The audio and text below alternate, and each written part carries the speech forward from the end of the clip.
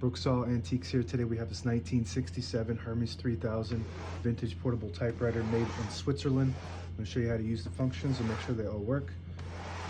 Consider the Bentley of typewriters. This is the best of the best. So if you're looking for a typewriter and you don't want to do a lot of research and shop around a lot, just go with this. This is the best of the best.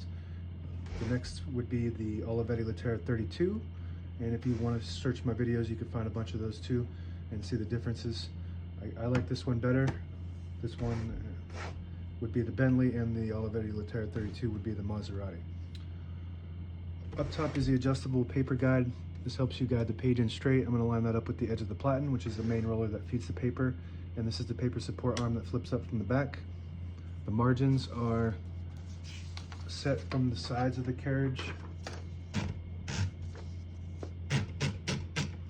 And often you can slide the paper through the paper bell without even lifting it, which is really cool. Really smooth all around. All the functions are super smooth. So we're going to set those margins. Say right now it's right on the edge, but if you wanted it, and this is the carriage release, this button here. So say I wanted it towards the middle, then I'll just put the cursor where I want it and just flip this lever here up, and it'll send the margin to that spot. If you want it closer to the edge, you hold the margin and push the carriage to where you want it, and let it go, and that's where it's set on that side. Same concept with the right. So I want it more on the edge, so I'm going to lift the lever and the carriage release at the same time and put it all the way on the edge, like right there.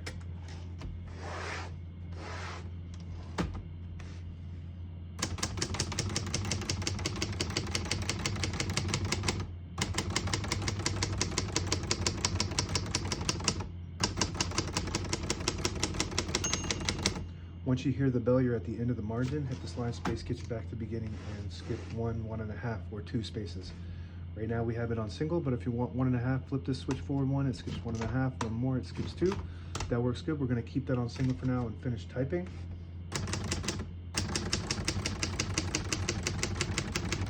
As you can see, all the keys type nice and none of them skip or stick. I'll type a sentence on the next line in red. The switch from black to red, there's a switch on the top right here. Flip that up to the red square, it'll print the bottom portion of the ribbon. When you have it on the yellow square, it prints right down the middle, so it's a mix of black and red. When you have it down on the blue square, it prints the top portion of the ribbon, which is black. You have it all the way down to that silver square. It doesn't print any ink at all, it just leaves a stencil for copying purposes. We're going to move that up to red.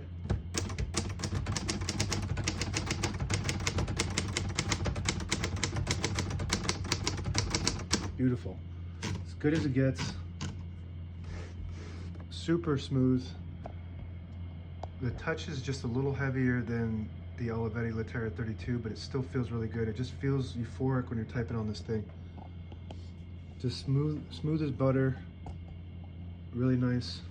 To pull the page out easy, there's a switch on the right side here. You flip it forward and unlocks the rollers underneath the platen, allowing you to pull the page out easier or load thicker paper like carbon copy or cardstock. Make sure you flip that back before you load the next page, or else it won't load correctly. I'm going to put down the paper support arm, shift on each side, shift lock on the left. To clear that, just hit the shift button again. Backspace on the top left works good. The tab set and clear are all in the middle here. So I'm going to see what we have here. There's a tab there, there's a tab there. Looks like there's a tab on 10 space intervals, so we're going to clear all of them by hitting tab clear. We're going to hit all clear. So that should clear all of them. So now it goes all the way to the end. We're going to set one somewhere in the middle, like right there, so that way when the tab button gets hit, it doesn't go slamming all the way to the end, causing wear and tear on your typewriter. And we're going to just test that tab clear real quick to make sure that that clears too, and that works good. So all the tabs work great. We're going to keep one set right there, and this on this right side here, there's a margin release, which is unrelated to the tab at all. So we're just going to test that. When you get to the end of the margin, it won't let you print unless you hit that margin release, and then it allows you to go all the way to the end. We're going to move the color back to black, so it prints black instead of red. When we type next time, on the left side is the touch control. The higher up you go, the more tension there is when you hit the keys. They do respond faster, but you got to hit them a little harder. I like it on low. You don't really, I don't really need that much speed when I'm typing, but I'm not really a writer, I'm just a mechanic. This pulls off kind of from the front, it just has these hooks that kind of hook in and then just pull it up. All the brand new ribbons loaded on the left, so it's pulling to the right. If you want to switch that direction, you just flip the ribbon guide here to the opposite direction. It pulls counterclockwise to the left. It does have an automatic ribbon reverse, so it'll probably just pull wherever it wants to. Whatever side has the least amount of ribbon, it'll start pulling back and forth. That works good. This just snaps in first from the front and then down. Carriage release is the green, very smooth. About as smooth as it gets. This typewriter is just so well made. It's beautiful. Really like typing on these.